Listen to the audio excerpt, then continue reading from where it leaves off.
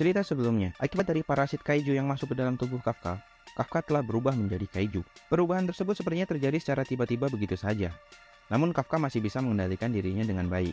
Chapter 2 diawali dengan flashback dari Ashiromina. Di sebuah perpustakaan, Ashiromina bersama dengan Kafka Hibino.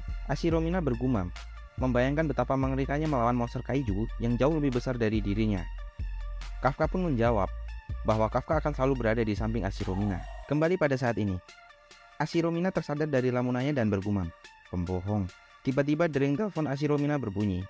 Ashiromina mengangkat telepon tersebut dan menjawab bahwa ia akan segera mengirim pasukannya dan mengalahkan kaiju yang muncul saat itu.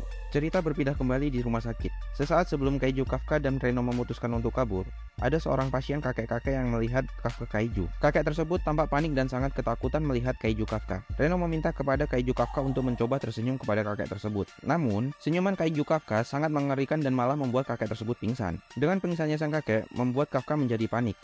Kafka mencoba berdiri dari posisi duduk dan mencoba berpegangan pada dinding rumah sakit. Namun tanpa ia sadari, pegangan tangan kaiju Kafka membuat dinding rumah sakit tersebut hancur. Hal tersebut membuat kaiju Kafka dan Reno terkejut.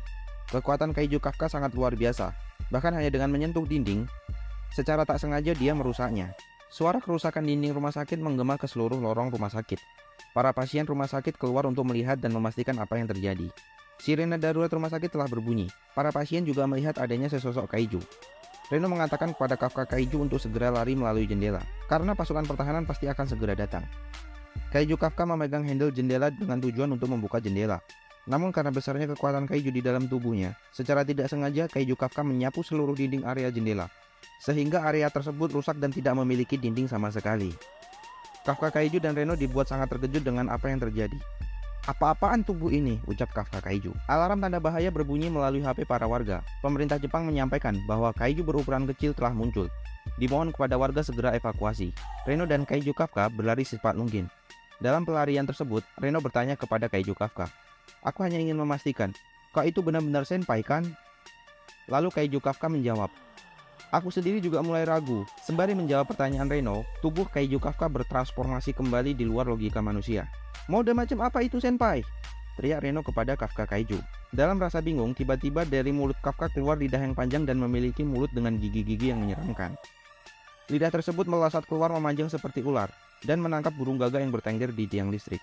"Lihat Ichikawa, aku makan gagak yang masih hidup," ucap Kafka kepada Reno. "Kau sangat menjijikan, senpai," jawab Reno. Tak lama kemudian, kaiju Kafka kembali ke dalam bentuk kaiju Kafka normal. Namun masalah baru kembali muncul. Kafka merasakan ingin buang air kecil. Reno pun berkata kepada kaiju Kafka bahwa ia harus menahannya terlebih dahulu. Namun kaiju Kafka berkata bahwa tubuhnya melakukan semua hal semaunya sendiri. "Aku tidak bisa mengatur, aku tak tahu bagaimana cara kerja tubuh ini. Sebagai laki-laki dewasa yang normal, aku tidak mau buang air di tengah jalan. Lagian, bagaimana cara aku buang air kecil sedangkan tubuh ini tidak memiliki organ vital untuk buang air kecil?" rengek kaiju Kafka. Namun hal tak terduga terjadi. Secara spontanitas, tubuh kaiju Kafka buang air kecil melalui saluran payudara laki-laki. Kaiju Kafka dan Reno sangat terkejut dengan hal ini. Kaiju Kafka sangat frustasi mendapati keanehan pada tubuhnya. Dia terbaring sedih sembari berkata, "Aku sudah tidak bisa menjadi pengantin. Bunuh saja aku." Namun Reno pun menjawab keluh kesah dari kaiju Kafka. "Kau masih belum mau menikah?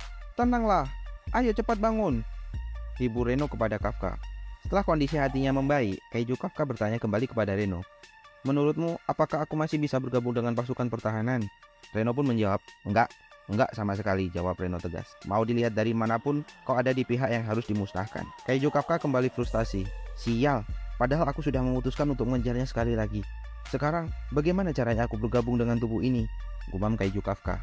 "Itu artinya aku tidak bisa bergabung dengan pasukan pertahanan," ucap Kafka dalam hati. Di penghujung pelarian Reno dan kaiju Kafka, mereka sampai di sebuah tempat area terlarang yang terbengkalai. Tiba-tiba kaiju Kafka merasakan adanya hawa bahaya datang. Insting deteksi kaiju Kafka meningkat pesat dan berkali-kali lipat. Kaiju Kafka merasakan adanya yang datang dari arah bawah tanah.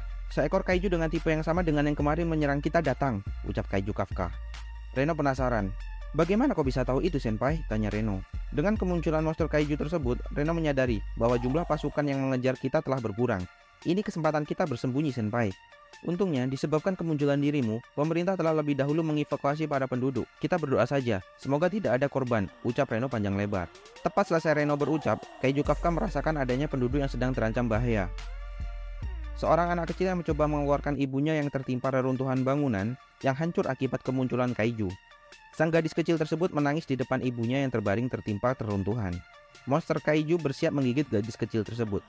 Namun, tiba-tiba Kaiju Kafka muncul dan memukul monster tersebut. Monster kaiju terpental terkena pukulan Kaiju Kafka.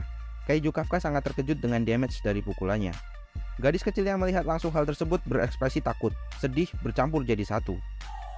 Kaiju Kafka bertanya kepada gadis kecil tersebut, "Kau tidak apa-apa gadis kecil?" Namun pertanyaan Kaiju Kafka tetap membuat gadis kecil itu semakin takut. Kaiju Kafka mencoba menghiburnya dengan memamerkan senyumannya. Tetapi hal tersebut malah membuat si gadis kecil tersebut semakin ketakutan karena senyuman Kaiju Kafka yang sangat mengerikan. Kaiju Kafka meminta maaf kepada gadis kecil tersebut dan berkata akan segera pergi. Namun, monster kaiju tadi telah muncul kembali. Kaiju Kafka berkata kepada Reno untuk menjaga sang gadis kecil bersama dengan ibunya. Reno pun bertanya kepada Kaiju Kafka, "Kamu apa, Senpai?" "Aku akan mencoba memukulnya sekuat tenaga," jawab Kaiju Kafka.